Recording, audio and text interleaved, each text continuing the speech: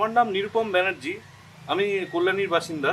আমি আজকে একটা বিশেষ বৈজ্ঞানিক অনুসন্ধানের কাজে এসেছি এবং আপনারা হয়তো এই ধরনের কেস আগেও শুনেছেন।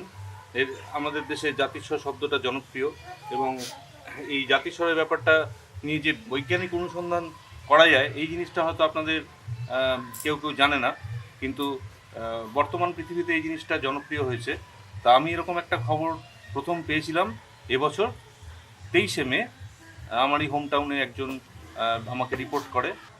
সেই সুবাদে আমি প্রথম সেখানে গিয়ে পৌঁছলাম 26শে জুলাই এবং সেই নির্দিষ্ট ব্যক্তিকে আমি সাক্ষাৎ করলাম এবং এই গবেষণার প্রথম সেশন বলা যায়, সেদিন আমি তাকে ইন্টারভিউ নিয়েছিলাম এবং সেই গ্রামেই আমি আবার এসেছি।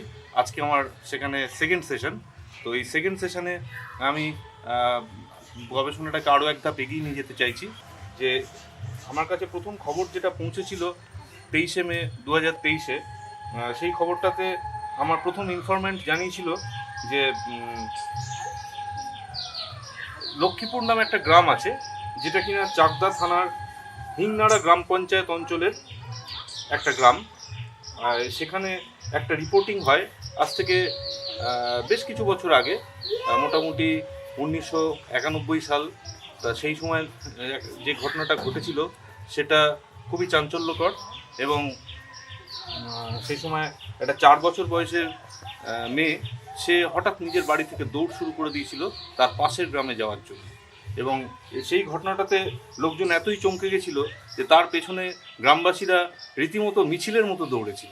এবং এই ঘটনাটা ঘটবার পর মিডিয়া সে সময় তেমনভাবে অ্যাভেলেবল হয়নি, কিন্তু ঘটনাটা খুব গ্রামের লোকেরা মনে রাখে।